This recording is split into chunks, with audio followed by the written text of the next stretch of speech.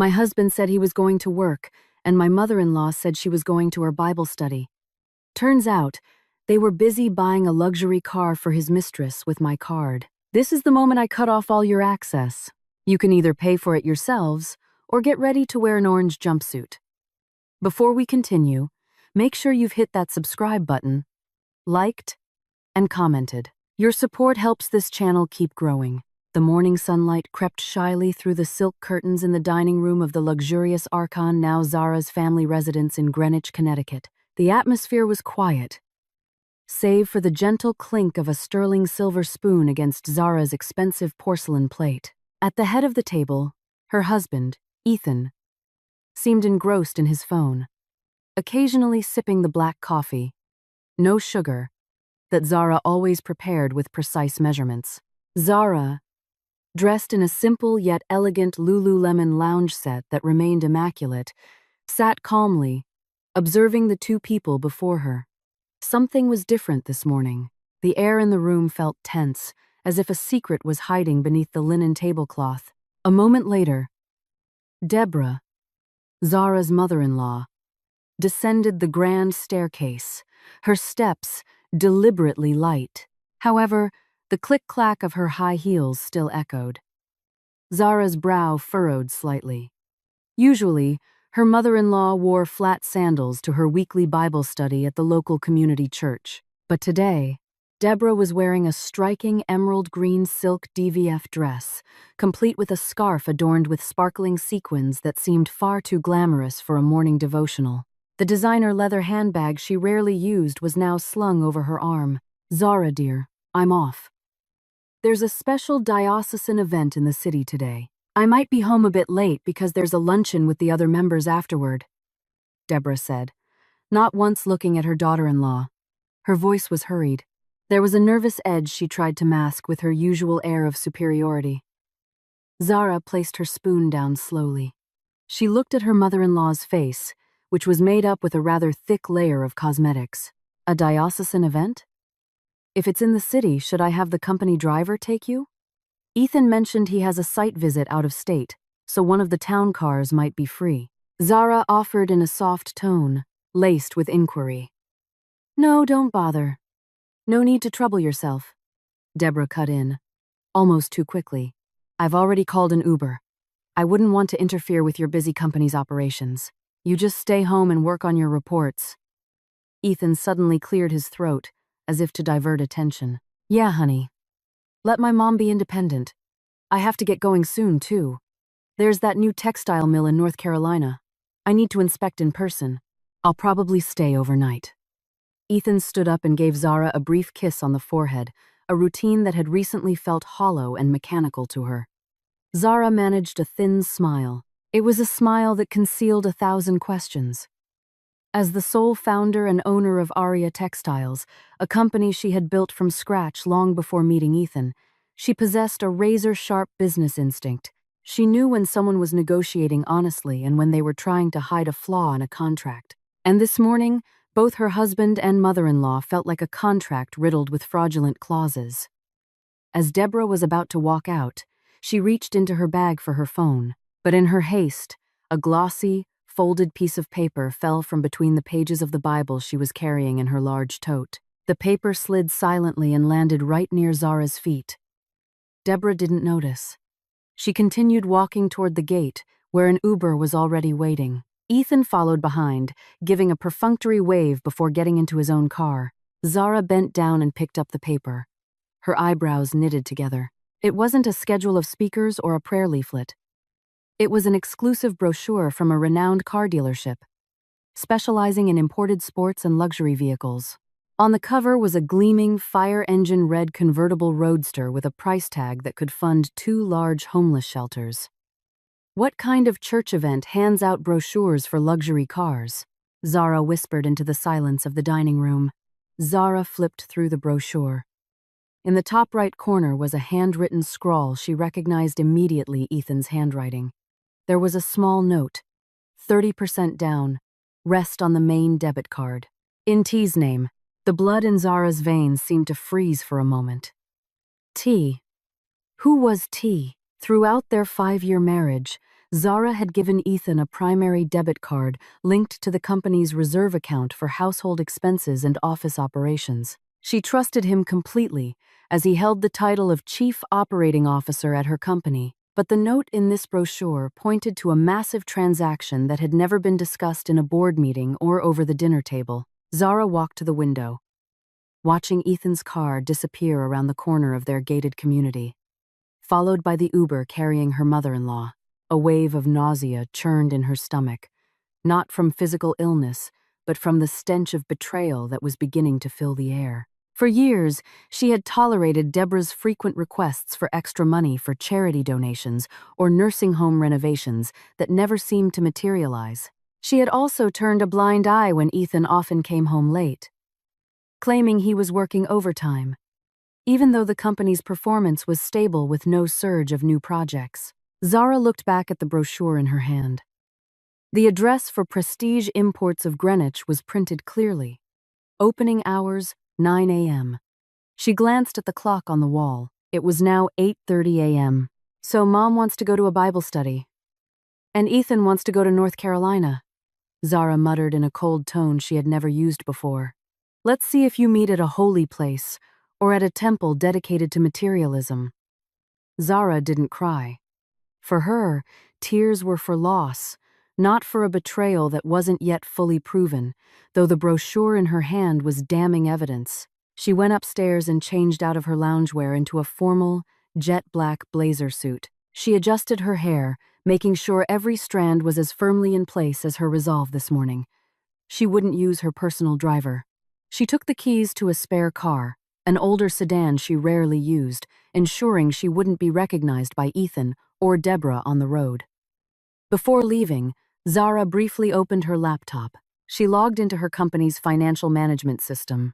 Her eyes narrowed as she scanned the cash flow.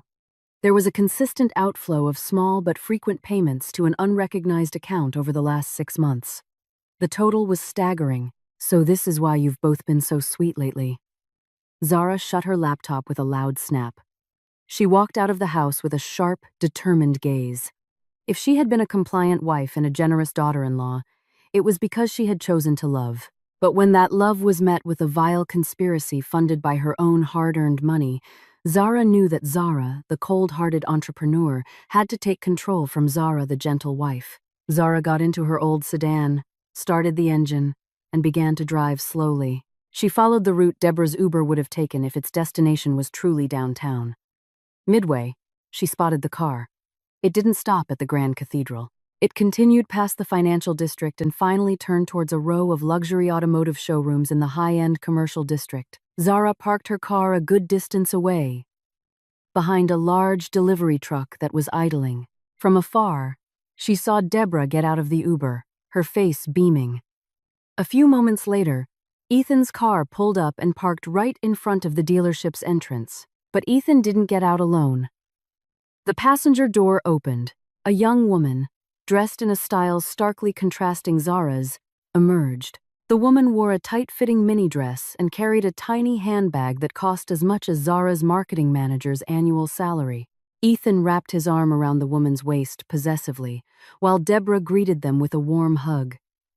As if this woman were a daughter-in-law she cherished far more than Zara, Zara gripped the steering wheel so tightly her knuckles turned white. Her breathing was steady, but every exhale was laced with pure rage. She took out her phone, taking pictures of the scene in front of the dealership as initial evidence. "What a heavenly Bible study, Mom," Zara whispered scathingly. "And what a very efficient business trip to North Carolina, Ethan." Zara realized that today was not just about exposing an affair, but about stopping a premeditated robbery of her life and her fortune. She watched the three of them walk into the dealership, laughing heartily, greeted by several salespeople who bowed respectfully. Zara remained in her car for a few more moments, planning her strategy. She wasn't the type of woman to make a scene, pulling hair or screaming hysterically in public. That was cheap. She would let them feel like they were on top of the world first, let them pick the most luxurious item they desired. And just as they felt victory was in their grasp, she would drop them into the deepest abyss. Zara reached into her purse, making sure her corporate ID and digital banking access were there. She was the owner of this stage. Ethan and Deborah were merely extras who had forgotten who was paying their rent. Let the games begin, Zara murmured, opening her banking app, preparing to make the first move that would turn the cheerful faces inside that dealership pale with shock. She took a long, deep breath, letting the oxygen cool her boiling head. From behind the dusty windshield of her old sedan, she watched the scene at Prestige Imports of Greenwich unfold like a theatrical performance of a happy family. Ethan looked so dashing in the slim-fit shirt Zara had bought him last month for his birthday. Meanwhile, Deborah, her mother-in-law, walked with her chin held high, as if she were the queen of the universe just descended from her throne. Zara slowly opened her car door. She made sure her appearance was understated yet authoritative. She buttoned her black blazer neatly, concealing the nude silk blouse underneath. She checked her reflection in the rearview mirror, looking into her own eyes, which now held an icy glint, a far cry from the soft gaze of the Zara, who always yielded for the sake of domestic peace. She stepped out, closed the car door without a sound, and began walking towards the massive glass doors of the dealership. The scent of a luxurious room freshener mixed with the smell of new car leather immediately greeted her as she stepped inside. The showroom was vast, with marble floors so polished Zara could see the reflection of her tense face beneath her feet. In the center of the room, surrounded by dramatic spotlights, were rows of exotic cars with price tags that were incomprehensible to the average person. Zara didn't approach directly. She chose a spot behind a large concrete pillar adorned with artificial plants. From there, she had a perfect view of the exclusive lounge area where Ethan, Deborah, and the strange woman were sitting on a bone-white leather sofa. A sharply dressed salesman was bowing obsequiously, serving them coffee in small porcelain cups. "So, Miss Tiffany, which one will it be? The Spider or the Coupe? For daily driving, I'd recommend this one. The power is a bit more tamed, but it still has an aggressive look." The salesman's crisp voice carried over. "Trying to close a major sale this morning." The woman called Tiffany giggled flirtatiously, her high-pitched voice making Zara's ears ring. "Oh, I don't know. They're all so gorgeous. But I love that bright red one. That way, when I show up to brunch with my friends, they'll all know exactly who's arrived." Deborah patted Tiffany's hand with an affection she hadn't shown Zara in the last 3 years. "Just pick the most expensive one, sweetie. Ethan here is a big shot. His money is endless. Don't hold back if you want to be stylish. I wouldn't mind being taken for a ride in a convertible like this myself." "Get some fresh air," Deborah said with a forced laugh. A stark contrast to the frail, sickly face she always put on whenever Zara invited her to an actual church service. Zara felt a tightness in her chest. It wasn't jealousy at seeing Ethan with another woman, that feeling had died, replaced by disgust, but at seeing her mother-in-law so actively betraying her. Deborah knew exactly where every single dollar in Ethan's wallet came from. Deborah knew that Ethan was just a mid-level manager at his father's firm before Zara appointed him COO of her own textile company after they married. Deborah knew that the house she lived in, the food she ate, even the designer dress she wore today, were all the fruits of Zara's labor, who often worked late into the night to ensure the family business remained stable. "Ethan, darling, for real? I can have this one?" Tiffany cooed, clinging to Ethan's arm, pointing to a 2-door red roadster with a price tag on its spec sheet of $250,000. Ethan stroked Tiffany's hair with a protective gesture. "Of course, baby. Anything for you. Consider it an extra engagement gift for being so patient while we wait for the right time to go public. Mom agrees, right? I'd agree even more if you'd hurry up and settle things with that rigid woman at home. I'm tired of seeing her holier-than-thou face every day. Everything has to be scheduled. Clothes have to be modest. It's exhausting, Ethan." Deborah chimed in venomously. Zara closed her eyes for a moment. Rigid woman, holier than thou. So that's how they talked about her behind her back. All this time, Zara had tried to speak kindly, dress respectably, and manage the family's diet to keep everyone healthy. But in their eyes, it was a prison. Ironically, they enjoyed the facilities of that luxurious prison without a shred of shame. Zara watched as Ethan took out his wallet. She saw her husband's fingers pull out a black card with a gold logo in the corner. Zara's private banking debit card. That card was the key to her personal vault, where she kept the company's emergency reserve funds she had accumulated over years. Ethan held the card with complete confidence, as if he were the rightful owner of every zero in that account balance. "Sir, please process this. I'll pay the down payment now. $75,000. With this card, the rest will be settled when the unit arrives next month," Ethan said to the salesman, with an arrogant, commanding tone. The salesman nodded enthusiastically. "Of course, Mr. Arcan. Please follow me to the transaction desk over there for more privacy." Zara watched them stand up. They walked with haughty strides, passing rows of other luxury cars as if they owned the entire building. Tiffany occasionally snapped a selfie in front of the red car, while Deborah was busy on the phone with someone, probably one of her church friends, bragging about being at a luxury car dealership. Every step they took towards the transaction desk was a step that brought them closer to the ruin Zara had prepared. Zara didn't move from her hiding spot. Instead, she took out her phone again. She wouldn't stop them now. No, she wanted them to taste the sensation of almost having it all before it was violently snatched away. Zara opened her mobile banking app. She looked at the screen, which showed the debit card's status as active. Below it was the daily transaction limit, which was massive enough to buy 5 cars at once if she wanted. Her finger moved to the security settings menu. There, she had the option to block the card permanently or change the transaction limit to $0. Zara chose to wait. She wanted to see Ethan's face when the POS machine beeped with the sound of failure. She wanted to see the panic in Deborah's eyes when the dignity she had built up in front of Tiffany shattered into a million pieces. "Enjoy your last 5 minutes of fake luxury," Zara whispered, her voice as cold as the ice at the peak of the highest mountain. She saw the salesman return with a POS machine and a few contract documents. Ethan picked up a pen, signing papers with a flamboyant style. Tiffany cheered softly, kissing Ethan's cheek affectionately in front of his mother, who just clapped happily. There was no shame, no guilt. Amidst the grandeur of the dealership, they had truly discarded their conscience for a piece of metal that could go fast. Zara watched the salesman turn on the POS machine. She saw Ethan take the black card, ready to swipe it or insert it into the chip reader. Right at that moment, Zara pressed the Confirm Block button on her phone's app. A notification popped up.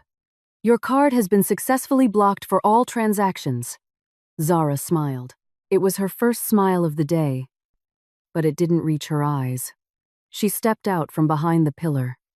No longer hiding, she walked calmly, her steady footsteps echoing throughout the room, towards the desk where the charade was about to reach its climax. She saw Ethan insert the card into the machine, key in the pin with confidence, and wait for the authorization process. Zara stood just a few feet behind them, arms crossed, watching the POS machine's screen as it started blinking, searching for a signal from the bank. She knew what would happen next. The world they had built on lies was about to collapse, and Zara would make sure she had a front-row seat to watch it burn. 1, 2, 3. Zara counted in her head. Just as the machine emitted a long, unpleasant beep, the small screen flashed red, displaying a short message feared by anyone showing off their wealth. "Transaction denied. Contact your bank." Ethan frowned. He pulled the black card out and rubbed the chip on his expensive shirt, as if a speck of dust was the cause of a multi-$1,000 transaction failure. "Try it again. The machine's signal is probably weak," Ethan said, his voice still trying to sound calm, though a slight tremor of anxiety was noticeable. "Of course, sir. My apologies. Sometimes there are network issues from the central server," the salesman replied politely, although his eyes began to show a hint of doubt. He repeated the process, carefully keying in $75,000, and then invited Ethan to re-enter his secret PIN. Deborah, sitting next to Tiffany, started to look impatient. She fanned her face with a car brochure, even though the room was cool from the central air conditioning. "What's taking so long? We're priority customers. The machine should be the fastest. Don't make us change our minds and go to the dealership next door."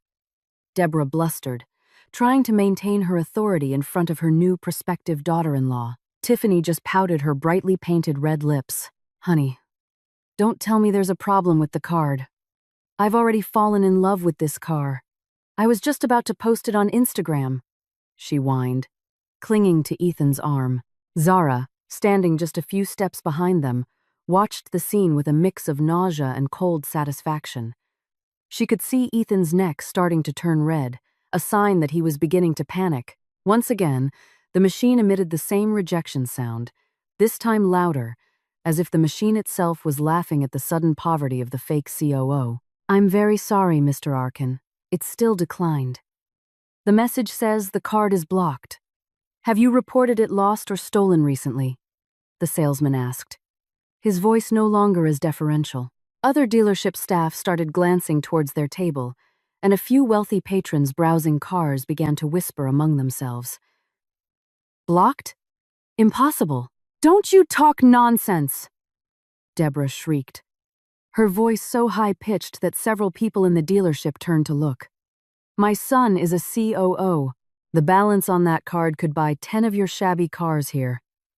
You probably just don't know how to use the machine. Ethan was trying to call the bank's customer service on his phone, but his hands were trembling slightly.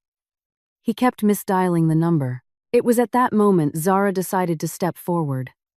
With each click of her heels on the marble floor, it sounded like a death knell for their performance. The card isn't broken, sir, and your machine is working perfectly. Zara's voice cut through the commotion, calm, yet carrying a weight that could silence the room. All three of them flinched. Ethan turned around with a jerky motion, as if his neck had rusted. His face, which had been red with emotion, instantly turned ashen. The phone in his hand nearly slipped from his grasp. Deborah choked on her own saliva, while Tiffany immediately let go of Ethan's arm, staring at Zara with a look of confusion and threat. Zara? What are you doing here? Ethan stammered, his previously commanding voice now sounding like the squeak of a mouse caught in a trap. Zara didn't answer his question. Instead, she glanced at the POS machine and the black card lying on the table. Mom, I thought you were going to a special event in the city? I didn't realize the guest speaker would be using a roadster as a sermon illustration, Zara said, staring sharply at Deborah, who now looked like a thief caught red-handed. Deborah tried to compose herself. She stood up, hands on her hips, attempting her old tactic, attack as a form of defense. Zara, how dare you follow your own mother-in-law? I'm here accompanying Ethan on a business matter. You're a wife. Your place is at home, not playing detective. Zara gave a small, thin smile, a smile that sent shivers down Ethan's spine. A business matter? What kind of business requires you, Ethan, to buy a sports car for a woman who is not an employee of my company? Zara's eyes shifted to Tiffany, who looked uneasy. And you? What's your name? Tiffany. You're pretty, but it's a shame your tastes are too expensive for the wallet of a man who is, in reality, just an employee I promoted. Zara, watch your mouth. Tiffany as Ethan tried to defend her, but his sentence hung in the air. He didn't have the courage to admit his secret involvement in a public place like this. She's what, Ethan?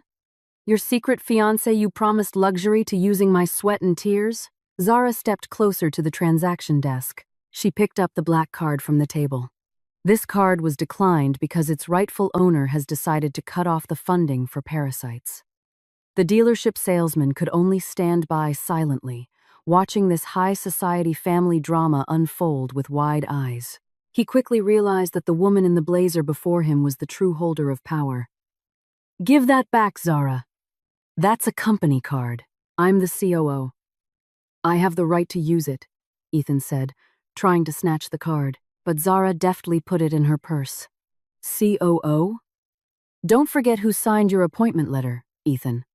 And don't forget this card is linked directly to my personal account, not the corporate operating account. You picked the wrong card from the drawer this morning. Perhaps you've become so arrogant you think everything that's mine is also yours, Zara said, her tone growing colder.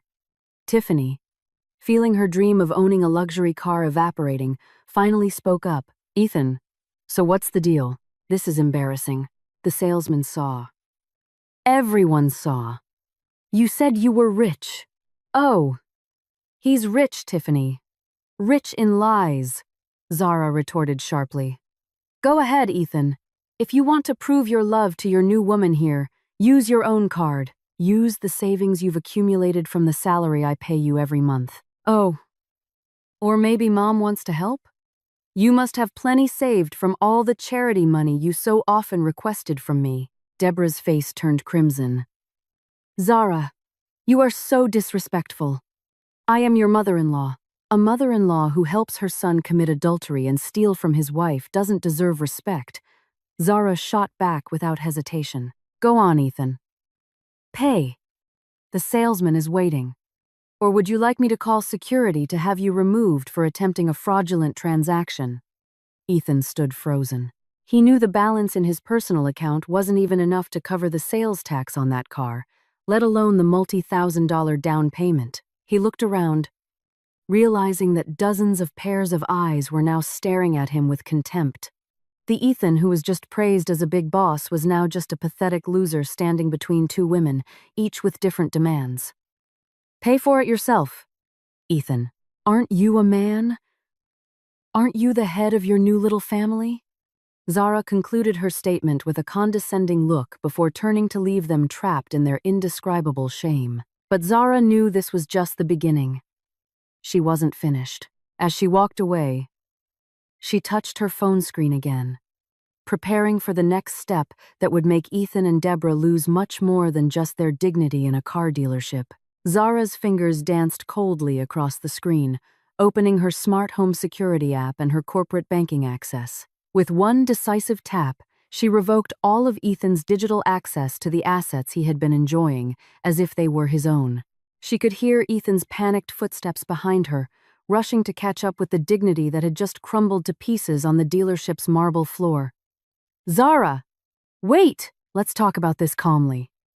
Don't humiliate me in public like this, Ethan shouted, his voice echoing among the luxury cars that now felt like monuments to his failure. Zara stopped just before the automatic glass doors, which slid open to a blast of hot city air, a stark contrast to the chilled AC inside. She turned, facing Ethan, who now looked disheveled.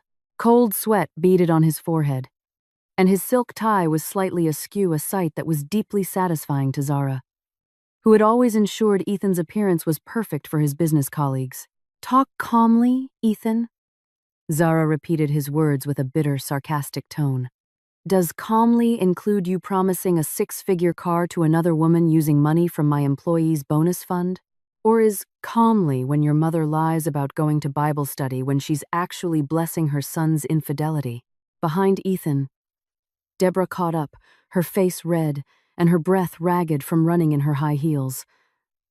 Zara! You've gone too far! Have you no respect for your husband? He is the head of the family. Where is Ethan's pride now, that you've blocked his card in front of everyone? You've destroyed his dignity as a man. Zara let out a short, dry laugh, devoid of any humor. Dignity, Mom? Dignity is built on honesty and hard work, not by stealing from your wife's pocket. Ethan lost his dignity the moment he decided to cheat on me and use the privileges I gave him to spoil his mistress.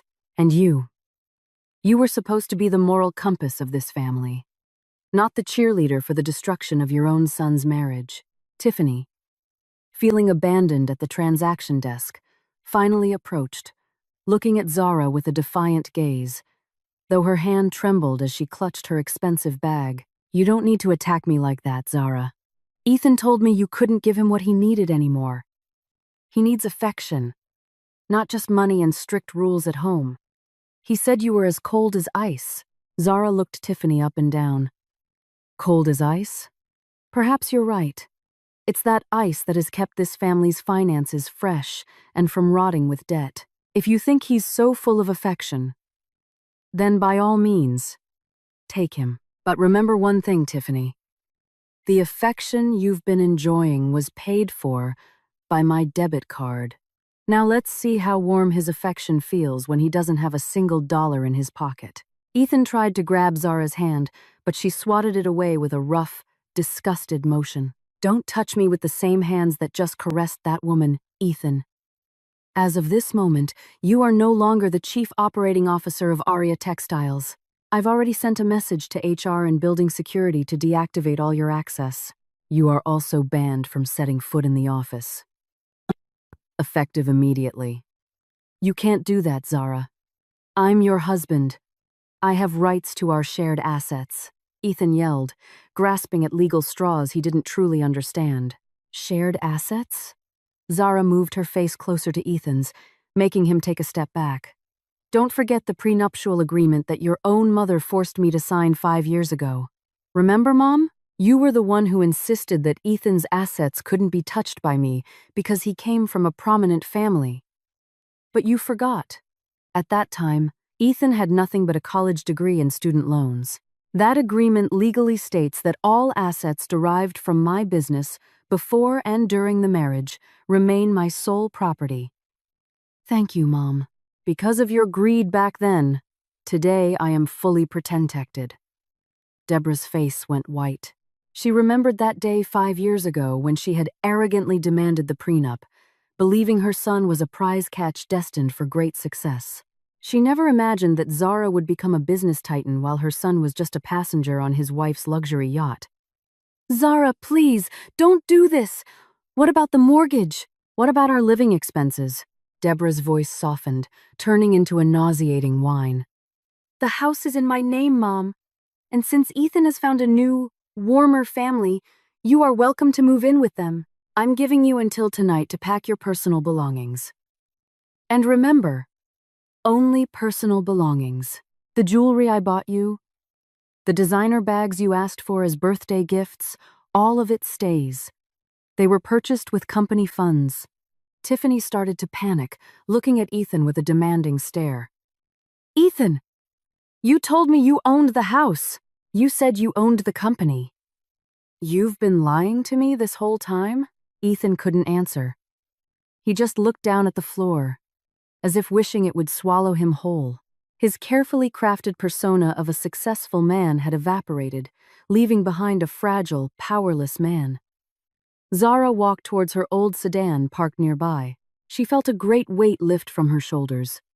The heartache was still there, but the satisfaction of having served justice for herself was far more dominant. Oh, one more thing, Zara said, turning back before getting in her car. Ethan, the car you drove here is a company vehicle. I'll need the keys now. Zara, you're being outrageous. How are we supposed to get home? Deborah shrieked hysterically. Call an Uber, Mom. Weren't you so proud this morning about being independent and ordering one? Or maybe Tiffany would like to order one for you. Oh, I forgot. Tiffany only wants to ride in that red sports car whose transaction was just canceled. Zara held out her hand, waiting for the car keys. With the last remnants of his shattered pride, Ethan fumbled in his pocket and handed the keys to Zara. His hand was shaking, and his eyes were welling up, but Zara felt not a single shred of pity. For her, empathy without logic was suicide. Zara got into her sedan, started the engine, and slowly pulled away from the dealership. Through her rearview mirror, she saw a dramatic scene. Ethan standing limply on the sidewalk, Deborah cursing and pointing at Tiffany, and Tiffany walking away from them both, already busy on her phone, probably looking for a new sponsor for her lifestyle. Zara took a deep breath. She knew the legal battle ahead would be exhausting, but she was ready. She had just cut out the parasitic roots from her life. While driving, she called her lawyer. Hello, Mr. Chen. Please immediately draft the divorce petition and file for a forensic audit for corporate embezzlement by Ethan Arkin. Yes. I want everything finalized as quickly as possible. Zara ended the call. She looked at the road ahead with a clear vision. The afternoon sun felt scorching. But inside her heart, she felt cool. She had taken back control of her life, her fortune, and her dignity. And for Zara, that was the truest luxury of all. Zara arrived home 30 minutes earlier than she expected. The modern, sprawling house stood majestically behind a tall, black iron gate. She immediately called for Maria, the senior housekeeper who had been with her since she was just starting her business in a small, cramped workshop. Maria, please call 2 of the community security guards and Mr. Henderson from next door. I want witnesses present when Mr. Arkan and his mother's personal items are removed from this house, Zara commanded in a tone that brooked no argument. Maria was momentarily stunned, seeing a fire in her employer's usually gentle eyes. Of course, Miss Zara. Is something wrong? The problem has just been solved, Maria. Now I just want to clean this house of the remaining filth. Zara replied curtly, walking into the spacious master bedroom. She pulled Ethan's large suitcases down from the top of the wardrobe. With swift, methodical movements, she began taking out her husband's designer clothes, custom-made suits, silk shirts, and leather shoes, all purchased with a supplementary credit card in her name. Zara didn't throw them around angrily. She folded them, but her heart no longer felt any attachment to these items. Each piece of fabric reminded her of how foolish she had been, pampering a man who was stabbing her in the back. 2 hours later, the sound of an Uber pulling up to the gate broke the silence. Zara stood on the second-floor balcony, watching Ethan and Deborah get out of the car, their faces looking 10 years older. They had been crammed in the back seat with several shopping bags from the dealership.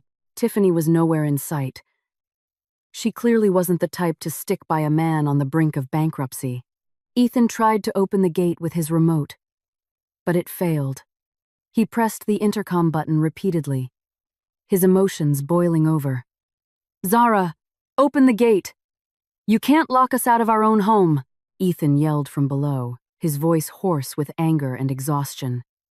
Zara appeared at the edge of the balcony, looking down at them with a cold, elevated gaze. Who's home, Ethan? I suggest you recheck the deed filed in the office safe deposit box. This house is a corporate asset registered under my personal name, and since you've been officially terminated with cause, your company housing privilege has also been revoked. Deborah joined in the shouting, her beautifully made-up face from the morning now streaked with sweat and fake tears. Zara, I'm an old woman. How can you be so cruel as to throw your own mother-in-law out onto the street? Where is your heart? As a God-fearing woman, my heart is with my employees, whose annual bonuses were almost used to buy you a sports car, Deborah. Zara retorted. Maria, open the gate. Let them take their suitcases from the porch. The gate swung open slowly. Ethan and Deborah walked in, defeated. On the porch were 10 large suitcases and several boxes. Mr. Henderson and 2 security guards stood there with serious expressions, ensuring no physical altercation occurred. These are all your things. Please check them. The luxury watches, the gold jewelry I bought for your mother, and your collection of expensive shoes have been set aside for the lawyer's audit. They were purchased with company funds, so they will be temporarily seized as collateral against the damages, Zara said, descending the stairs to stand behind the locked glass door. Ethan kicked one of the suitcases in frustration. You're ruthless, Zara! I'm your husband. We built this together. Built? What together? Zara laughed cynically. You built an affair. I built a business empire. You built lies. I built trust. Don't you ever say we built this together, Ethan. You were just a freeloader on the foundation I bled to create. Deborah tried to appeal to the neighbor. Mr. Henderson, please help us. My daughter-in-law has lost her mind. She's kicking us out for no good reason. Just because of a small issue at the dealership, she's being this cruel. Mr. Henderson cleared his throat. He held a folder Zara had given him earlier. I'm sorry, Mrs. Arkan. Miss, Zara has already shown me proof of the fund transfers and also photographs of Mr. Arkan's infidelity. Legally and by community standards, Miss Zara has full rights to this property. I'm just here to ensure the moving out process is peaceful. Ethan looked at Zara with deep-seated hatred. But there was a greater fear behind his eyes. He knew he had been utterly defeated. Without bank access, a title, or a car, he was a nobody in this big city. Where will you go now? Zara asked condescendingly. To Tiffany's place? Oh, I doubt she'll host 2 people with 0 balance in their accounts. Or maybe back to our old apartment? Ethan? The one you used to complain about because it was hot and cramped. Deborah collapsed onto one of the suitcases, sobbing dramatically. I'm not living in some cheap apartment. Ethan, do something. Apologize to your wife. Grovel if you have to. Ethan moved closer to the glass door, looking at Zara with a sickeningly pleading expression. Zara, baby. I made a mistake. Tiffany seduced me. She was the one who asked for the car. I just wanted to make Mom happy too. Please, give me one more chance. I'll break up with Tiffany this very second. Zara looked at the man with the thinnest sliver of pity. Chances are expensive, Ethan. And you spent your last one when you tried to use my debit card in front of that woman. Now leave. Before I call the police to report corporate embezzlement, which totals over $3.5 million in the last year alone. Hearing the words police and $3.5 million, Ethan fell silent. He knew Zara never bluffed. If a forensic audit was truly done, he would lose not just his fortune, but his freedom. With trembling hands, Ethan began dragging his suitcases one by one toward the gate. Deborah reluctantly followed her son, muttering curses at Zara under her breath. They looked pathetic. Two people who, just hours before, felt they were on top of the world, now had to drag their luggage on the sidewalk, waiting for an Uber whose fare they would have to carefully consider. Zara stood at the window, watching the car carry them away. The house now felt vast and silent, but incredibly clean. The scent of Ethan's expensive cologne, which had masked the smell of his lies, was gone. The sound of Deborah's demanding voice was gone. She walked to the kitchen, poured a glass of water, and drank it slowly. Her phone buzzed. A message from Mr. Chen, her lawyer. The divorce petition is ready. The forensic audit is scheduled for 9 a.m. tomorrow at the main office. Are you all right, miss? Zara? Zara typed a reply with fingers that were now completely steady. I'm more than all right, Mr. Chen. I feel free. Let's finish this. With no loose ends, she put her phone down, gazing out at the lush backyard. The late afternoon sun was turning a golden orange, casting a beautiful glow on the plants she tended to herself. Zara realized something profound. True luxury wasn't about sports cars or grand houses. It was about having complete control over your own life, without being dependent on people who didn't know the meaning of gratitude. She had just started a new chapter. And this time, there would be no room for anyone to use her card or her heart for free. Zara turned off the living room lights, letting the evening darkness settle into the corners of the now spacious house. She walked to her home office, a room Ethan rarely entered, always deeming administrative work boring. On the solid oak desk, stacks of files and a premium laptop awaited her. Zara took a deep breath and began to go through the bank statements of the company accounts that, for the past year, had been under Ethan's control as COO. Meanwhile, in a cheap, musty motel on the outskirts of the city, Ethan sat limply on the edge of a bed with faded sheets. Beside him, Deborah continued to grumble, blaming everything from the stuffy air to Tiffany, who had suddenly blocked their numbers the moment she learned Ethan no longer held the magic card. Ethan, I can't sleep here. The mattress is hard. The pillows smell. How could that wretched woman do this to us? Throwing us into a place like this? Deborah punched the pillow in frustration. Her tears, which had been for show earlier, were now genuine, mourning her fall from grace in a matter of hours. Be quiet, Mom. I'm trying to think. Ethan snapped, immediately regretting his raised voice. His head was throbbing. He tried opening his personal banking app, hoping for some remaining balance he used for his own pleasures. The number on the screen made him go limp. $450. That was all that was left after he bought Tiffany a designer bag last week as a down payment on her loyalty. We have to go to the office tomorrow morning, Ethan. You're still the COO, right? You have subordinates. You have authority. Just go in there. Take cash from the safe, or cash a check. Zara couldn't have blocked everything that fast, Deborah urged, her eyes gleaming with a cunning light. Ethan was silent. His mother's idea sounded plausible. However, he forgot that Zara wasn't just the owner. She was the architect of the company's entire security system. Ethan had no idea that while he was plotting this petty theft, Zara was already sitting with 3 independent auditors and Mr. Chen in the main conference room of Aria Textiles headquarters. At the office, the atmosphere was frigid, even with the AC turned down. Zara stared at the projector screen displaying a graph of irregular expenditures. "Look at this, Mr. Chen." Zara pointed to a transaction column. $20,000 in client entertainment in 1 month, and all the receipts are from 5-star hotels and jewelry stores. Ethan thought I'd never check the manual receipts he submitted. Mr. Chen shook his head. "This is textbook embezzlement, Miss Zara.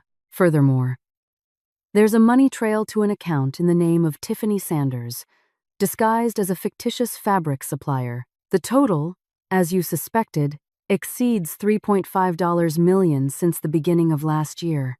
Zara clenched her fists under the table.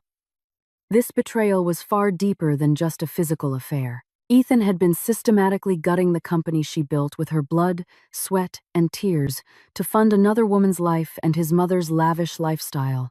"I want this audit completed by dawn. Tomorrow morning, when Ethan shows up, because I'm sure he'll try to come and grab whatever he can, I want the police waiting for him in the lobby." The next day, the sun rose with a blinding light. Ethan, wearing a slightly wrinkled shirt, got out of a taxi in front of the Aria Textiles office building. Deborah followed him, her steps forced, trying to maintain an air of dignity despite her swollen eyes. "Remember, Ethan, you're the COO. Don't let those security guards intimidate you," Deborah whispered as they approached the automatic glass doors. But when Ethan tried to tap his access card on the scanner, the machine emitted a short, red beep. "Access denied."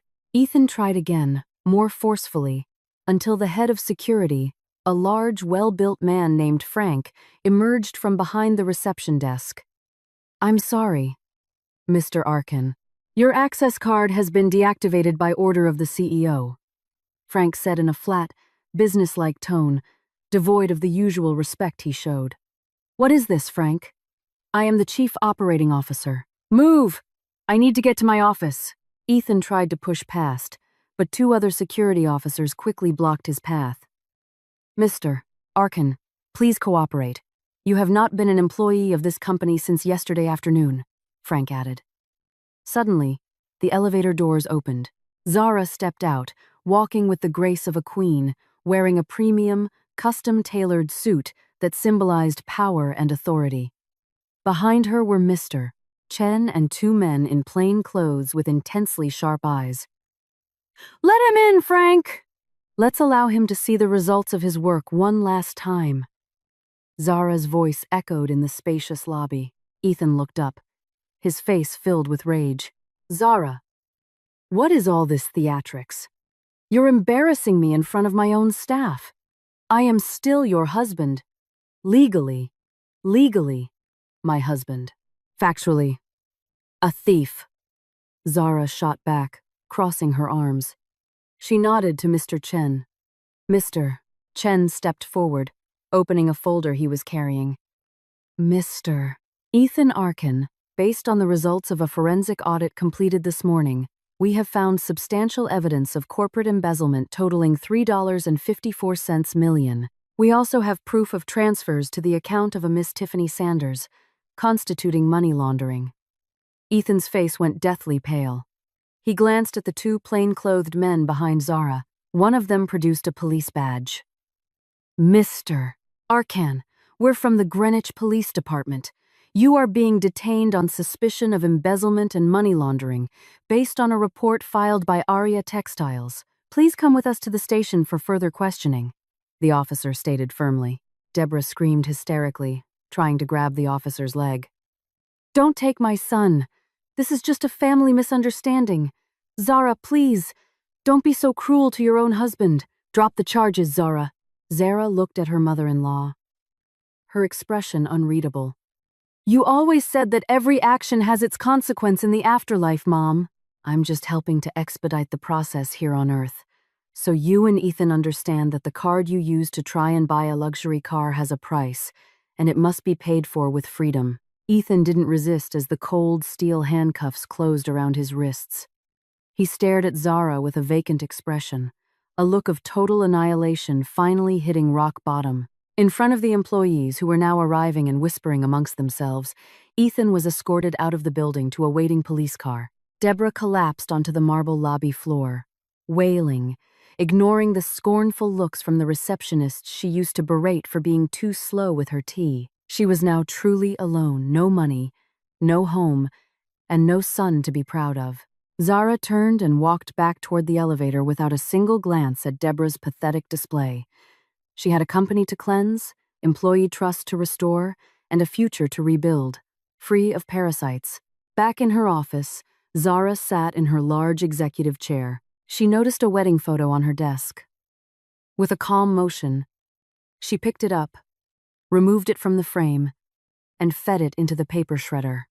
The sound of the machine was like soothing music to her ears. "This chapter is closed," Zara murmured to herself. But she knew the cleanup wasn't entirely over. There was one more person who needed to feel the consequences of her greed: Tiffany. And Zara had a plan that was more subtle, yet far more painful, for the woman who had helped destroy her marriage. Zara stood before the large window of her office, gazing at the skyscrapers that seemed to bow beneath her. She didn't feel victorious. She felt just. With a calm motion, she picked up the keys to her black SUV, a car she rarely used, purchased in her own name with her company dividends, not from the operational account Ethan had plundered. Zara drove towards a luxurious apartment complex in the city. She knew exactly where Tiffany lived. Ethan, in his incredible stupidity, had once registered the apartment's address as a satellite office in internal documents to legitimize the monthly funds he funneled, which he called rent expenses. Zara smiled grimly, remembering how meticulously Ethan had crafted his lies. But no matter how well you hide a body, the stench eventually gets out, especially when the source of its funding is cut off. Arriving at the lobby of the Azure, Zara had no trouble getting in. As a priority member of the property's network, she had legitimate access. She stepped into the elevator and pressed the button for the 22nd floor. Her heart beat steadily. There was no explosive anger, only cold, hard resolve. She wanted to see with her own eyes what kind of paradise Ethan had built with the fruits of her labor. In front of Unit 2205, Lara paused for a moment. She straightened her suit, ensuring her appearance was flawless. She knocked on the door with a rhythmic, soft yet authoritative tap. The door opened. Tiffany appeared, wearing a pink silk bathrobe, her face covered in a drying beauty mask. She seemed to be relaxing, perhaps waiting for news from Ethan about the sports car that had failed to materialize. However, upon seeing who was at her door, Tiffany's masked face instantly tensed. Her eyes widened in horror. "You! Miss Zara!" Tiffany's voice trembled. She tried to slam the door shut, but Zara's high-heeled shoe was already blocking it. "Don't be in such a hurry, Tiffany. We didn't get a chance to properly introduce ourselves at the dealership yesterday, did we?" Zara pushed the door with enough force that Tiffany was forced to retreat into the living room. The apartment was opulent, furnished in a classic European style with thick fur rugs and the scent of expensive scented candles. On the dining table were scattered shopping bags from high-end boutiques, all visual evidence of Ethan's embezzlement. "Get out of here! This is private property! I can call security!" Tiffany shouted, trying to muster her remaining courage. Zara walked casually to the sofa and sat down, crossing her legs. She pulled a document from her purse. "Private property? Let's check the facts. This apartment is leased under the name of Aria Textiles as an employee residence. The contract was signed by Ethan Arcan as COO. And since, as of today, Ethan has been fired and is currently residing in a holding cell at the Greenwich Police Department for embezzlement, the right to use this residence is officially revoked by the company's owner, me." Tiffany staggered, clutching the edge of a table. "Ethan? It was arrested?" "Yes, and you'll be joining him if you're not cooperative," Zara said in a terrifyingly flat tone. "Every item in this room, from those designer bags, the jewelry in your bedroom drawer, to your expensive clothes, was purchased with illegally funneled company funds. Legally, they are evidence in a money laundering investigation. Tiffany started to cry. The mask on her face cracked and ran with her tears. I didn't know anything, I swear. Ethan said he was rich. He said he was the boss. I just accepted what he gave me. Ignorance does not absolve you of the crime, Tiffany, Zara cut in sharply. But I'm not here to argue. I'm giving you two options. First, you hand over every single asset Ethan bought you right now, including the keys to that white sedan in the parking garage, and you walk out of here with only the clothes you're wearing. If you agree, I might consider not dragging your name into the police investigation as an accessory. Tiffany swallowed hard, her face ashen. And the second option? The second option is you stay here and try to hold on to these illicit goods. And in 30 minutes, my legal team and the police will be breaking down this door to conduct a forced seizure. You'll end up in the same jail as Ethan. Maybe just in a different cell block. How about it? You have 2 minutes to think. Zara glanced at her watch. The silence in the room was deafening. Tiffany stared at her designer bags with a lost expression. She had gambled her dignity for this luxury, and now it was all vanishing like morning mist. The greed she had nurtured with Ethan turned out to be a sandcastle, collapsing as the wave of truth crashed down. Okay, I'll go. Please don't call the police. Tiffany sobbed. She ran to her bedroom, trying to grab a few regular clothes, but Zara quickly interrupted. Only the clothes you bought with your own money before you met Ethan. Tiffany, I have your transaction history. Don't even think about taking a single item that was paid for with that black card. With trembling hands, Tiffany packed a few items into a worn-out backpack. She placed the apartment key and the car key on the table. Defeated, her appearance was now a far cry from the socialite she portrayed on social media. She was just a woman trapped by her own ambition. Please leave, Zara said, gesturing to the door. Tiffany walked out without daring to look back. As the apartment door closed, Zara let out a long sigh.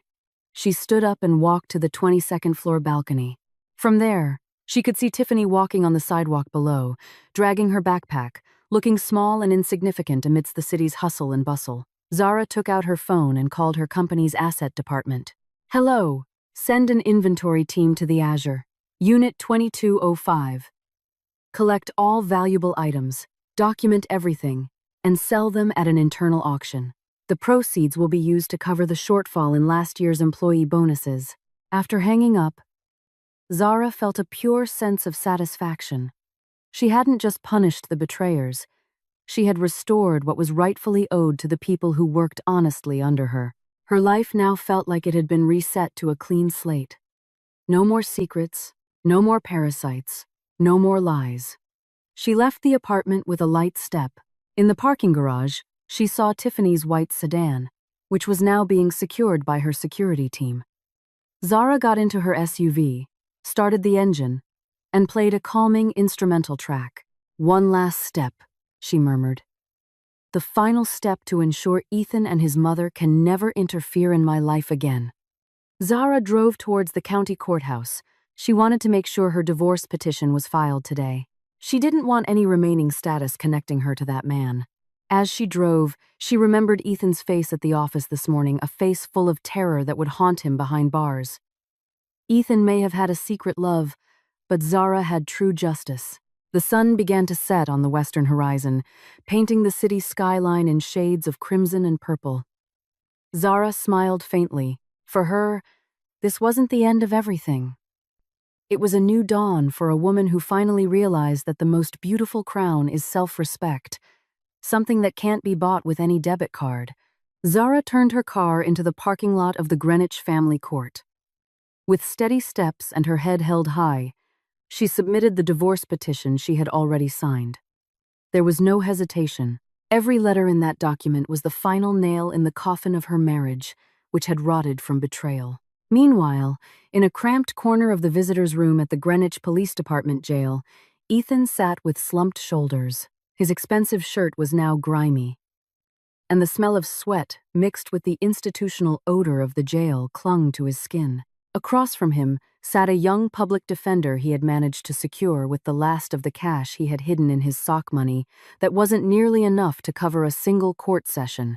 "Please, sir, get this message to Zara," Ethan pleaded, his voice hoarse from crying all night.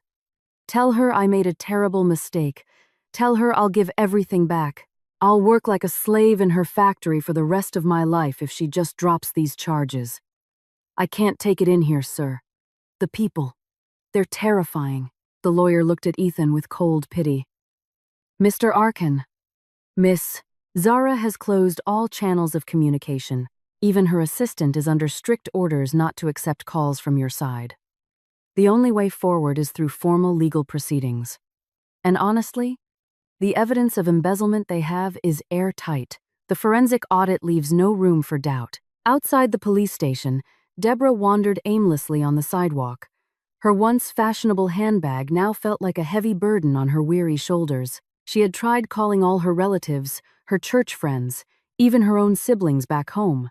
But the news of Ethan's arrest and their eviction by Zara had spread like wildfire through the family's social media groups. No one wanted to shelter the mother-in-law from hell who had helped her son betray such a generous wife.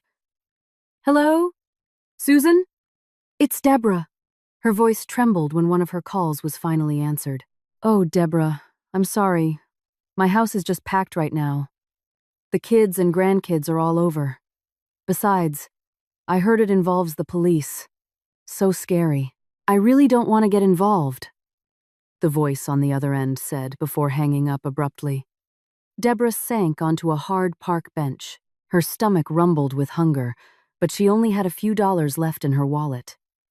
She remembered how she used to order premium catering using the supplementary credit card from Zara. She remembered how she used to belittle Zara's cooking, claiming it lacked flavor, even though every ingredient was the finest quality. Now, even buying a simple sandwich required careful calculation. Zara, in a different world, was in her home office. She wasn't mourning Ethan's fate. She was looking at a large whiteboard containing her company's new organizational chart. She erased Ethan's name with a red marker and wrote in the names of senior managers who had served loyally for over a decade to fill the COO position collectively. "Miss Zara," Maria entered, carrying a warm cup of chamomile tea. "There's a call from the front gate security. They say Mrs. Arkin is there. She's crying, asking to see you. She says she'll faint if she doesn't get something to eat." Zara sipped her tea slowly, its warm steam calming her. "Maria, tell security to give her a boxed meal and a bottle of water. After that, call her an Uber and pay for her trip to the train station. Buy her a one-way, coach-class ticket to her sister's town in Ohio. Tell her it's my final charitable donation to her as her former daughter-in-law." "But what if she refuses to go, ma'am?" Maria asked hesitantly. "If she refuses, security has the right to remove her from the community premises. I pay my taxes and HOA fees for my peace and quiet, not to entertain the drama of people who cast me aside when they thought they were on top," Zara answered firmly. Maria nodded obediently and left. Zara turned back to her laptop. An email from the bank had arrived. The report on the seizure of funds from Tiffany's account, which was linked to the company's illegal cash flow, was successful. While not a 100% recovery, Zara had at least ensured that woman wouldn't enjoy another dollar of her hard-earned money. That night, Zara decided to go to bed early. She changed her bedsheets to a fresh set with a calming lavender scent. There was no extra pillow where Ethan used to sleep, no sound of his secretive snoring. Her bedroom now felt like a sanctuary, holy, quiet, and honest. But before she drifted off, her phone vibrated. A message from an unknown number. It was a photo of Tiffany, sitting on the curb in front of a closed shop, her backpack looking worn and pathetic. It seemed the private investigator Zara had hired was still monitoring the movements of those who had betrayed her. Zara didn't reply. She didn't feel joy at seeing that suffering. She just felt finished. She deleted the message and blocked the number. She didn't need to see their downfall to be happy. Her happiness now stemmed from her courage to stand on her own 2 feet. At the train station, Deborah sat limply on a waiting room bench. In her hand was a boxed meal and a one-way ticket to rural Ohio. Tears fell onto her food. She remembered Zara's message, delivered by the security guard. "This is my final charitable donation."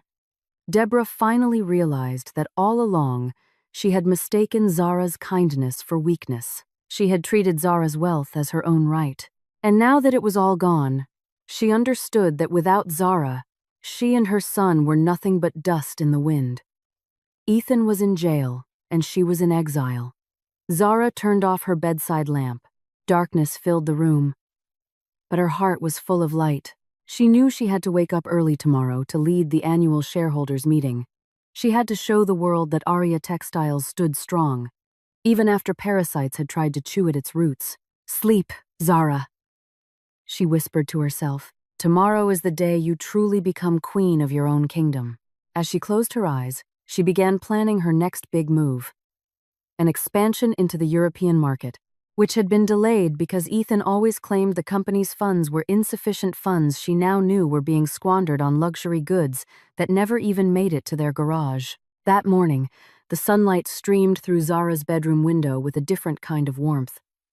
There was no more tightness in her chest, no more suspicion gnawing at her mind. She woke up with a will of steel, dressing in an ivory-white blazer suit paired with a silk scarf, a symbol of prosperity and dignity in her brand's philosophy. Today was the first hearing for the embezzlement case, as well as the mediation session for her divorce.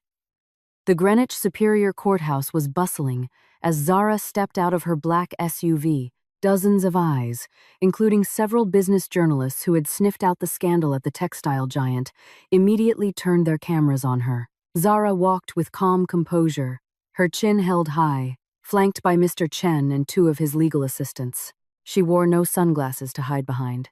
She wanted the world to see she had nothing to be ashamed of. In the stuffy courtroom waiting area, Ethan sat handcuffed, wearing an orange correctional facility jumpsuit. His hair, usually slicked back with expensive pomade, was now dull and messy. His face, once his proudest asset, was gaunt and pale, with dark circles under his eyes. When the courtroom doors opened and Zara walked in, Ethan flinched. He was stunned by the sight of his wife. Zara looked more radiant, more powerful, and most painfully for Ethan, far happier without him. There was no trace of sadness on her face. Zara sat in the plaintiff's chair with the poise of a queen who had just won a long war. "Zara," Ethan whispered as they passed each other in the narrow aisle. His voice was raspy, filled with a sickening plea. Zara didn't even turn her head. She stared straight ahead at the judge's bench. To her, the man beside her was just a piece of her past being processed by the paper shredder of her life's history. The hearing began with the prosecutor reading the indictment. Every figure mentioned tens of thousands for jewelry, millions in a depository account under Tiffany's name. Dozens of fictitious vendor transactions sounded like a hard slap across Ethan's face. He hung his head low, trying to hide from the cameras in the back of the room. Deborah was not in the audience. It seemed she had indeed used the train ticket Zara provided to flee to her hometown, too ashamed to face the community's judgment. "Mr. Arkan, do you have any objections to the prosecutor's indictment?" the presiding judge asked in a deep voice. Ethan cleared his throat, trying to find his voice. I only did it under pressure, Your Honor. I wanted to make my family happy." "Which family, Mr. Arkan?" Mr. Chen, Zara's lawyer, cut in sharply. "Your secret one in the luxury apartment, or your mother who also enjoyed the fruits of my client's labor? Because the evidence shows that your legal wife, Miss Zara, was the one covering all household operational costs from her personal funds while you were robbing her company blind." Ethan was silent. He looked toward Zara, hoping for a shred of mercy. "Zara, please, drop the charges. I promise I'll divorce Tiffany. I'll come back to you. We can start over. Remember our wedding vows." Zara slowly stood, asking the judge for permission to speak before the divorce mediation began in the adjacent room. The judge nodded. Zara took a deep breath. Her voice was clear, filling every corner of the silent room. "Ethan, wedding vows are sacred because they are made before God. But you betrayed God long before you betrayed me. You ask about starting over? I've been building everything by myself all along, while you were busy destroying it from the inside. Today, I'm not here to punish you. I am here to ensure justice for the thousands of my employees whose livelihoods you nearly gambled away for your fake luxury with that woman. Zara paused, looking directly into Ethan's tear-filled eyes. You said you made a mistake. A mistake happens once, Ethan. A year of illegal transfers and building a secret life isn't a mistake, it's a plan. And every rotten plan has a bitter end. Please. Pay for your actions yourself, both legally and morally. After saying her piece, Zara turned and walked out towards the mediation room. Ethan tried to follow, but a police officer firmly pulled him back down into the defendant's chair. In the more private mediation room, the process was swift. Zara rejected all offers of reconciliation. She wanted no joint assets. She only wanted her name cleared and her freedom. I relinquish all claims to any items currently in Ethan's possession, as I wish to keep nothing tainted by his betrayal. Zara stated firmly to the mediator. I only demand full custody of my good name and my company. Leaving the courthouse, Zara felt as if the world's oxygen supply had doubled. She walked past the swarm of reporters with a short, concise statement. The company's operations continue uninterrupted. Our focus now is on employee welfare and global expansion. My personal matters have been settled in court. Inside the courthouse holding cell, Ethan wept uncontrollably. He had just realized that Tiffany was truly gone. His mother had abandoned him, and the only woman who had ever sincerely loved him had been turned into the most formidable adversary he had ever faced. He remembered that moment in the car dealership. The moment he felt like the king of the world with Zara's black card in his hand. How foolish he had been to trade pure gold for rusted scrap metal. Zara got into her car, asking her driver, a new, honest, and loyal one, to take her to the local children's shelter where she was a regular donor. She wanted to celebrate her freedom not with a lavish party, but by giving back. Along the way, she saw a large billboard for her company, showcasing the latest collection. Zara smiled. She was no longer known as Ethan's quiet wife. She was Zara, the textile magnate, standing tall after the storm. The betrayal had been painful, but it was the fertilizer that made her character grow stronger than ever. She had blocked Ethan's access to her wealth, her home, and most importantly, her future. Zara took out her phone, checking her flight schedule to Paris next week for Fashion Week. Her life didn't stop because of a divorce. On the contrary, her life was just beginning, exploding with even more beautiful colors. 6 months had passed since the judge's gavel officially declared Zara a single woman. Today, the autumn air in Paris was crisp, but the warmth inside the Pavillon Cambon was overwhelming. Zara stood backstage at Paris Fashion Week, adjusting the final details on a mannequin draped in an evening gown made of hand-painted silk, a design that symbolized the descent of divine grace and guidance. Miss Zara. 5 minutes until the show starts. Her assistant, a young French woman who deeply admired Zara's dedication, whispered. Zara nodded, her smile calm and dignified. There was no longer any trace of the fatigue or sadness that had once clouded her face when she had to deal with the drama of her husband and mother-in-law. On the other side of the world, in a cramped cell at a federal penitentiary, Ethan sat leaning against a damp concrete wall. A small television in the corner of the common area was broadcasting international news. His now sunken, dull eyes were fixed on the screen. He saw a figure he knew all too well. Zara. His ex-wife looked stunning in a modern yet modest ensemble, taking the runway at the end of her fashion show to a standing ovation from the world's top fashion critics. Ethan clenched his hands, now calloused from prison labor. That's my wife, he whispered softly. But an inmate next to him scoffed. Your wife? In your dreams, buddy. That's the richest woman from America who just won the Exporter of the Year award. If she were your wife, you wouldn't be rotting in here for stealing her money, the inmate sneered. The verdict had come down 3 months ago. 7 years in prison and a fine of $1 million. with an additional year if he couldn't pay. Ethan had nothing. All his assets had been seized to cover the losses at Zara's company. Even the luxury watch he used to boast about had been auctioned off. He was now just a number behind bars, abandoned by everyone who had once admired him for Zara's money. His mother, Deborah, was no better off. In a small, remote town in Ohio, she sat on the porch of her sister's modest house. She no longer wore silk dresses or gold jewelry. She wore a cheap house dress and was busy sorting vegetables to sell at the market the next morning. Her sister had only given her a place to stay on the condition that she worked to contribute to the household. There was no more royal treatment, no more charity money to show off. Whenever a neighbor asked about Ethan in the city, Deborah could only lower her head in shame, feeling the sting of the reality that her greed had destroyed her only son's future. Back in Paris, Zara emerged from the building after an exhausting but successful press conference. An Italian textile tycoon had just signed a multi-million-euro partnership deal. This was the pinnacle of Zara's career, yet she remained humble. For her, this success wasn't for bragging.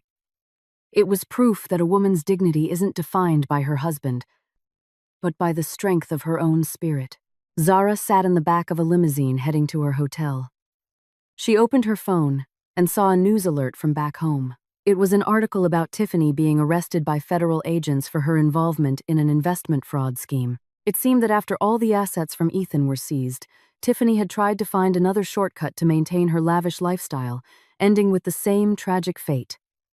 Behind bars, Zara took a long, deep breath and exhaled slowly. She felt no revenge, nor any satisfaction in their suffering. She only felt that the laws of the universe were working with incredible precision. She thought back to that day at the car dealership when she decided to block her debit card. It was the boldest decision she had ever made, a turning point that saved her life from deeper ruin. "Driver," Zara said in fluent English, "could you please stop for a moment at the Grand Mosque of Paris? I'd like to take a moment to be thankful." Inside the magnificent mosque, Zara prostrated herself in prayer. She cried, not from sadness, but from profound gratitude. She was grateful that God had revealed the rottenness early, before she had children with Ethan. She was grateful for the strength not to waver when her mother-in-law verbally abused her, and she was grateful that her wealth was now a blessing to many, no longer a tool to satisfy the lust of traitors. After her prayers, Zara left the mosque with a truly clean heart. She looked up at the Parisian sky, now dotted with stars. She remembered the last letter Ethan had sent from prison, a letter full of apologies and pleas for her to visit him just once. Zara never replied, and she had no intention of doing so. For her, forgiveness was a matter between her heart and God, but allowing a betrayer back into her life was an injustice to herself. "Goodbye, past," Zara murmured softly. She returned to her hotel, opened her laptop, and began drafting a plan to establish an educational foundation for her employees' children. She wanted every dollar she earned to have a lasting meaning. She was no longer just the owner of a debit card with an unlimited balance. She was the owner of her own life, with unlimited dignity. Zara stood on her hotel balcony, gazing at the Eiffel Tower sparkling in the distance. She smiled, a genuine, bright, and hopeful smile. She had weathered the storm, uprooted the parasites, and was now blooming more beautifully than ever. The story of her husband and his mistress trying to buy a luxury car with her fortune was just one small, closed chapter in the extraordinary book of her life. Tomorrow was a new day, and for Zara, the sun would always rise with new opportunities.